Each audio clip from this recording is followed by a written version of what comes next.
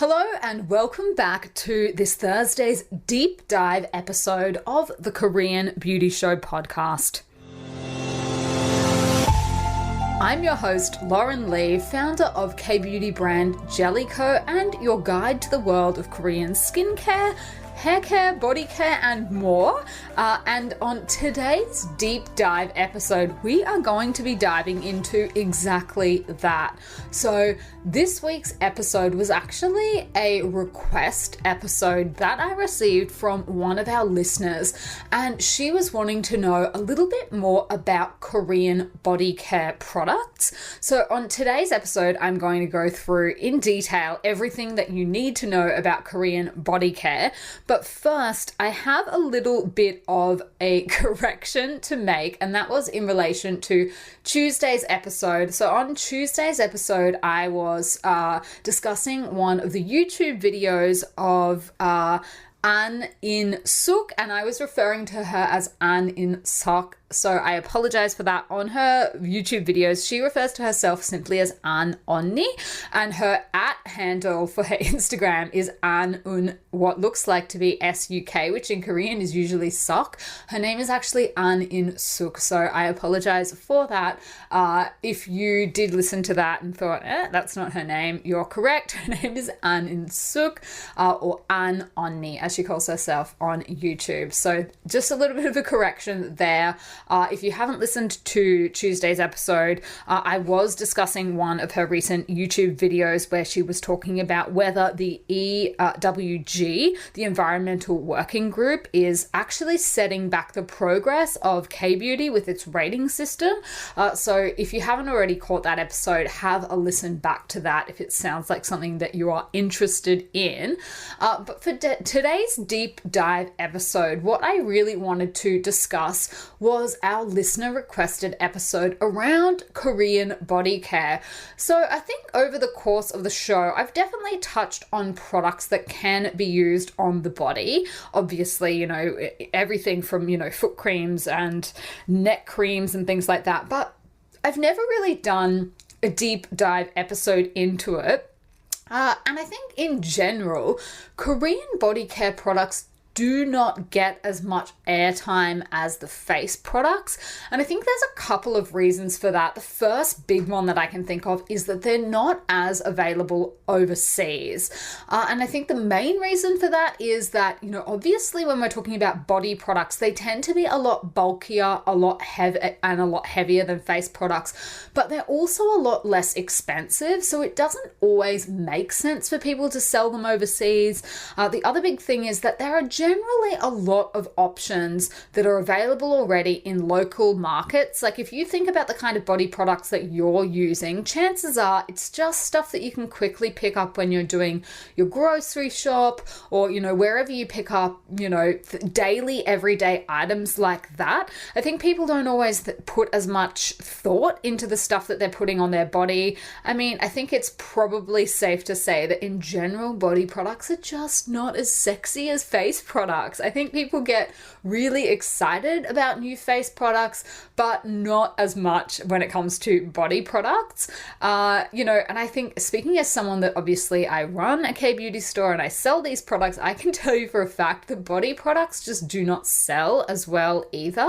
I don't know whether that's because, people just don't get as excited about them, or maybe controversial, but maybe could it be that people neglect their bodies a little bit more? I think maybe a lot of people are happy to spend money and put a lot more thought onto what they're putting on their face, because obviously your face is what you're showing to the world. But maybe when it comes to your body, you just don't spend as much time and money. Is anyone else guilty of this? You'll have to let me know. I think even myself, I am a little bit guilty about it.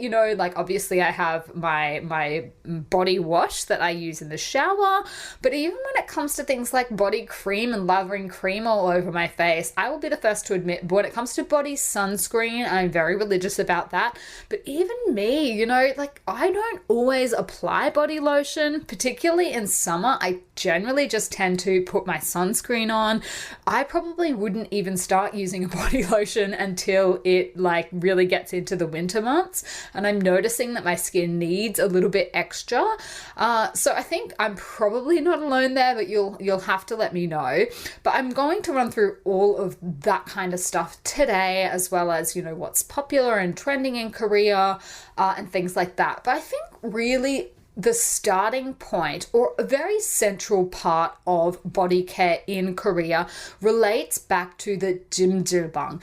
And Jjimjilbang is sauna, or a communal bathhouse. And this is a really, really important part of Korean culture. So back in the days before people had like a bath or a shower at home, and believe it or not, there are still a lot of people that do not have a bath in their house in Korea, particularly if you're living in like a smaller office tower or in a small, it's basically a very, very tiny type of apartment. Those kind of things do not have baths in them at all. And even some of the older Korean apartments will not have baths in them. They will only have showers.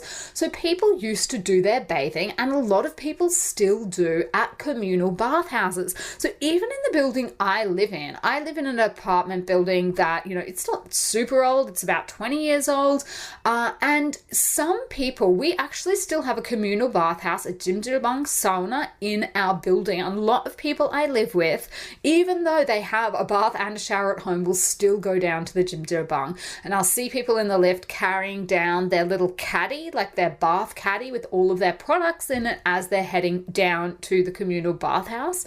So I think this is just a really, really important way that Koreans do care for their body. So if you've never been to one, or you've never heard of one, what we're talking about is basically like, it's a business, but it is a business that has lots of different rooms in it, hot tubs, showers. They've got the traditional kiln-type saunas and massage tables. And you basically can go down there and do all of that. You can bathe, you can wash yourself, you can sit in a sauna, you can have a massage. Particularly a lot of the bigger ones will actually have an employee there that actually scrubs, you know, your back and does your exfoliation and gets the dead skin off you. So I think that's the other thing, is a lot of this kind of stuff has traditionally been done at Jjimjilbang. So look, they are an experience in and of themselves. Like a lot of foreigners and tourists and things like that, when they come to Korea, this is something that they really want to go and experience. And there are actually some that are almost like a whole weekend entertainment thing. So they've got like lounging areas, sleep areas, widescreen TVs, like exercise rooms, ice rooms. They've got PCbang, which is like where you can go and use a computer. Some even have norebang, which is like karaoke rooms, you know, with bunk beds and sleeping mats. So it's a whole experience, and you can actually stay at them overnight. So you can actually sleep overnight. So that's actually like a handy little hack if you're trying to do Korea on a budget. Rather than getting a hotel, you could actually just go and stay at a Jjimjilbang overnight, you know, save a little bit of money, have maybe like a massage and everything while you're there. So that's totally possible. Usually they have like a lot of different rooms made with maybe different woods, minerals, stones, and metals, like to give you different experiences, to give you different, environments, atmospheres. So most of them are open 24 hours a day. They are quite cheap to get into. The cost is around 8,000 won to 12,000 won. That's pretty standard. So we're not talking about a lot of money. Maybe say $10 to enter one, and you can sleep overnight.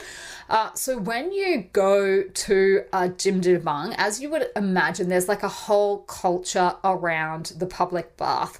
So basically you will go, you'll pay your money, and what you will receive is like a locker key.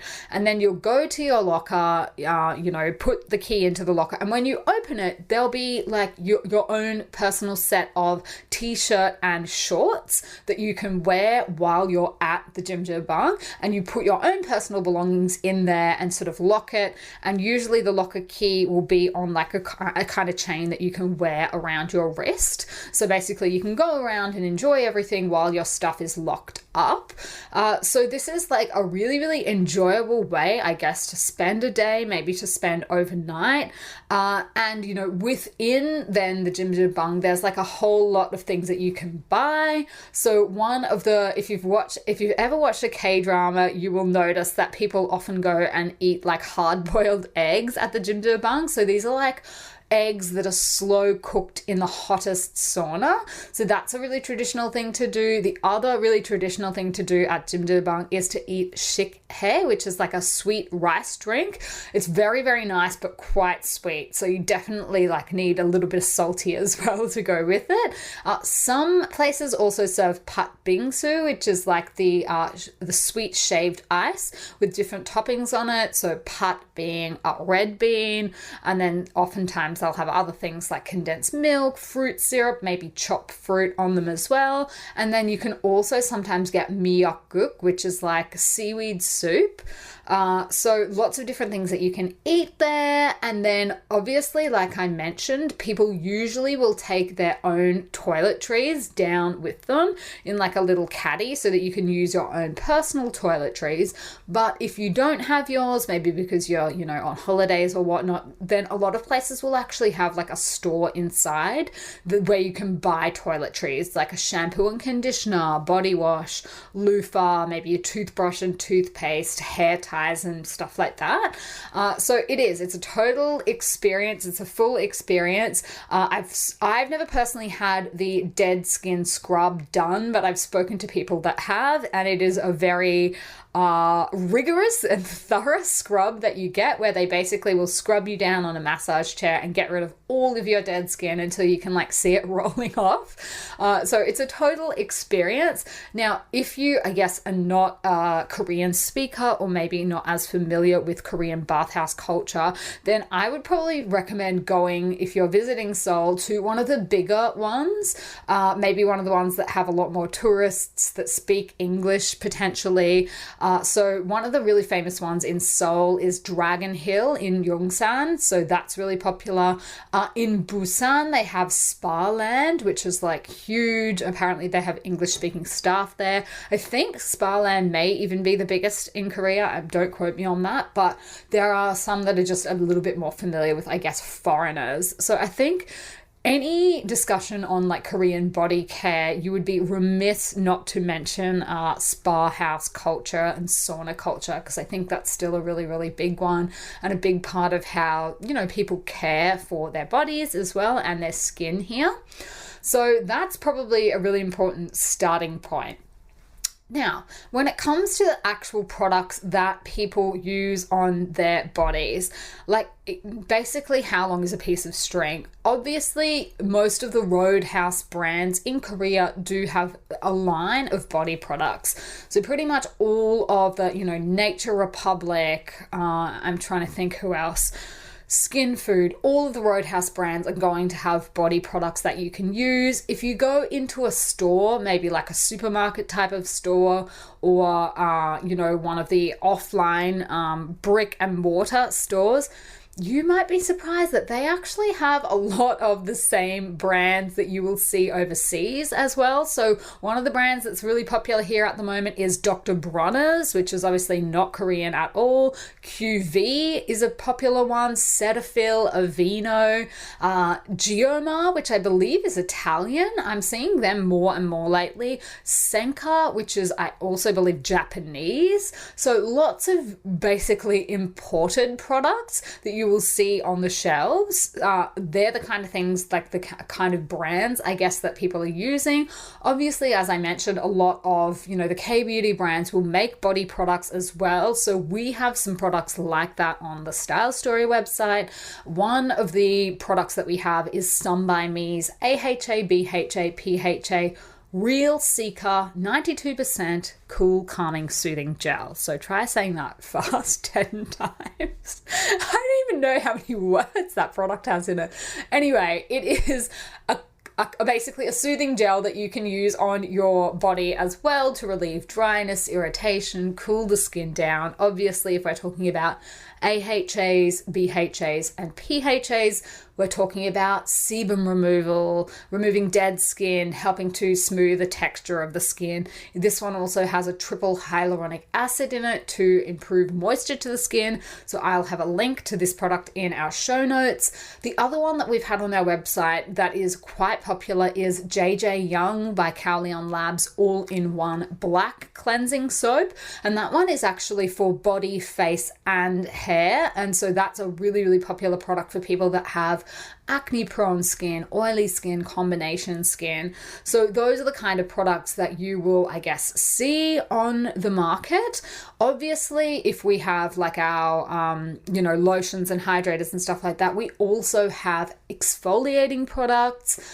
So lots and lots of different exfoliating products on the market. Some that are probably a little bit different to what you will see in other countries are the body peeling gels. So these are like the gommage exfoliating gels that have like fruit extracts and things like that in them that gently slough away skin. So they are popular in K-beauty for the face. Also, they are popular in body type products. The other thing that people will often use for exfoliation on their body are the pad type products. So like your CosRx One Step clear pads. Those kind of products work really nicely on the chest and back as well. So if you're getting breakouts on those areas, if you have keratosis pilaris, those are the kind of products you can also use on your body to help unclog the pores and dissolve deep set oil. So you can keep an eye out for those kind of products. They're very versatile. Other products that you might not be as familiar with are body mists. So there are lots and lots of different products formulated for the body. Some are hybrids that you can use on face and body. One of the ones that we have on Style Story that is also doubles as a body mist is Applebee's Centella Complex Mist Toner. Centella Complex Mist Toner, rather. So that one you can use on your face and body. Obviously, it has centella in it, so that's just a good one to spray over your chest, your back as well. It doubles for both face and body. So mist type products are something a little bit different.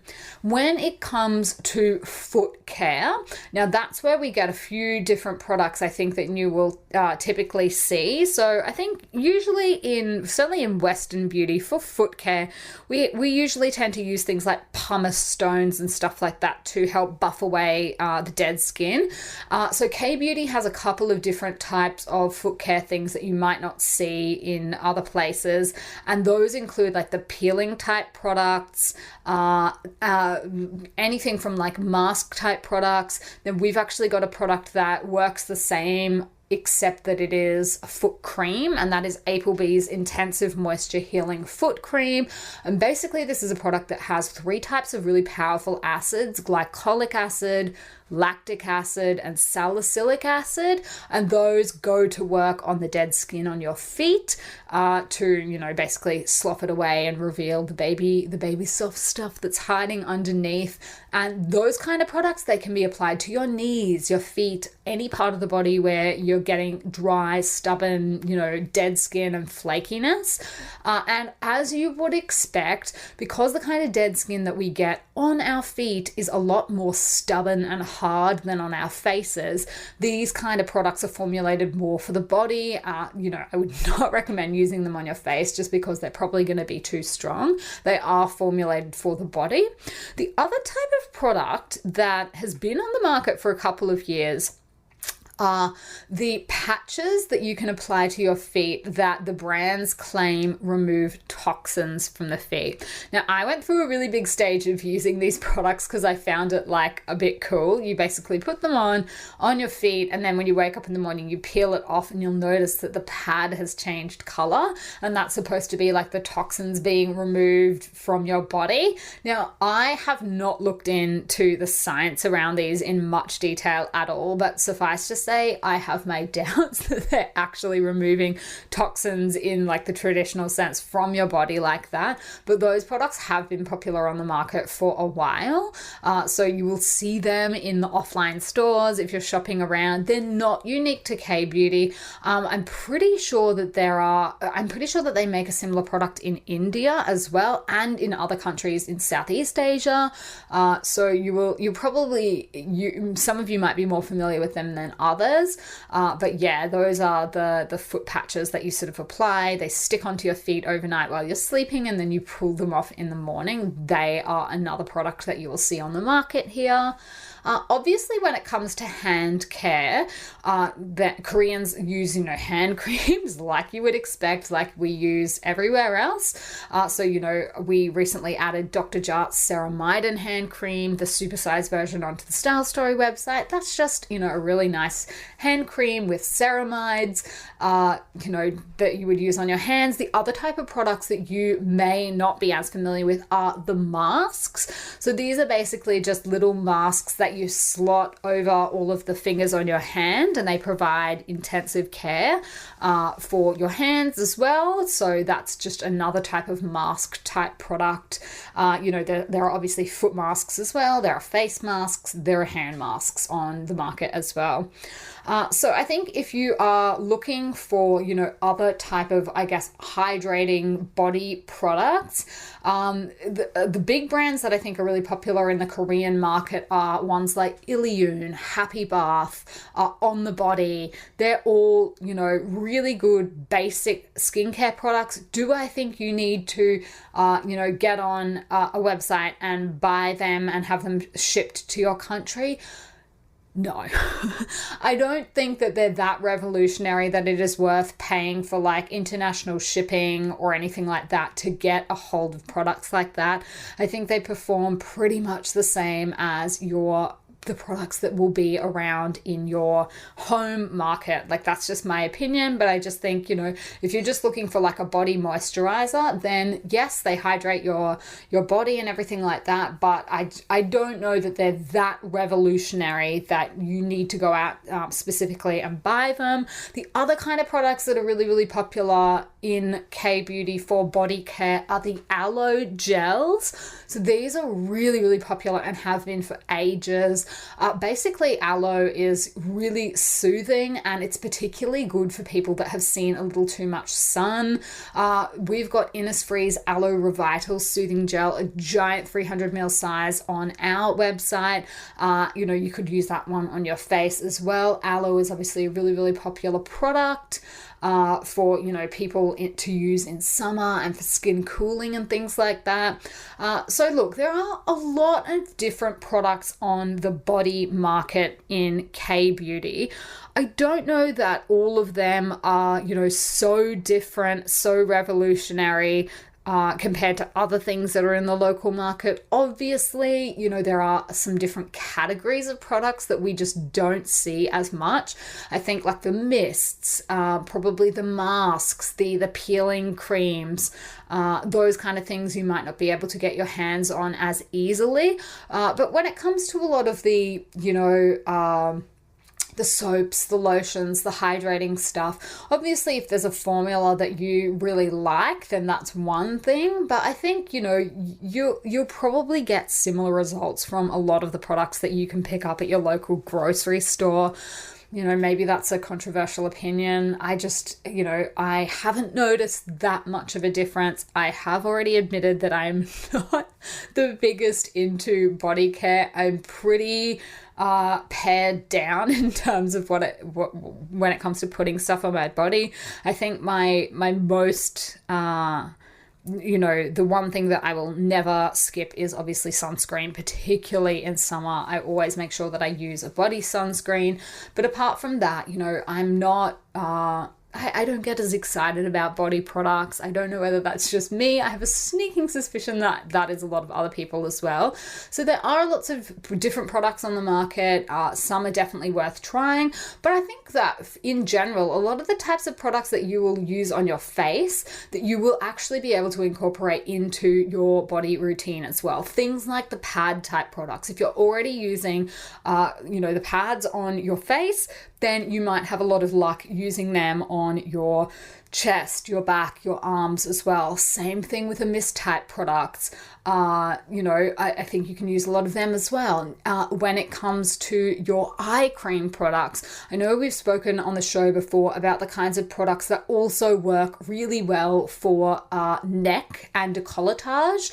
The all-in-one type of products that, you can apply in multiple different places. They all work really well. And hand creams, again, like there are K-beauty hand creams out there, obviously, as well as, the foot type of products. So I think maybe just do a little bit of experimenting if, that's something that you really want to try. But I think for a lot of the kind of stuff, it might be cool to try it while you're here.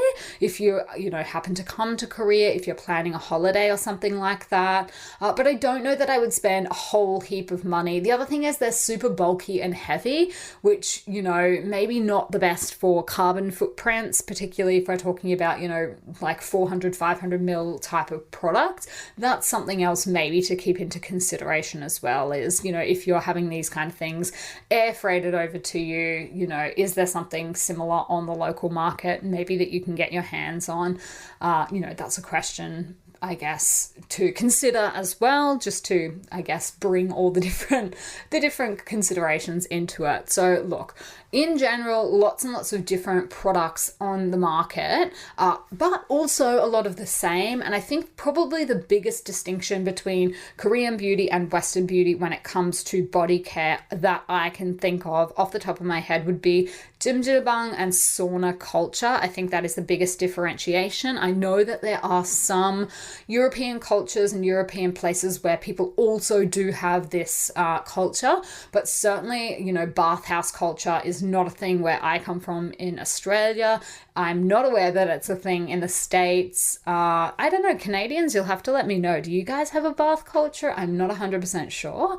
But yeah, that in a nutshell is some of the key differences between Western body care and Korean body care and some of the different types of products that you will find in K-beauty body care. So I hope that was enlightening if you didn't already know some of this stuff. If you enjoyed today's episode, I would love it if you would leave a rating and a review for the podcast. Share it with a friend, maybe if you know someone that might be interested to hear about it. And until then, I will see you on Style Story.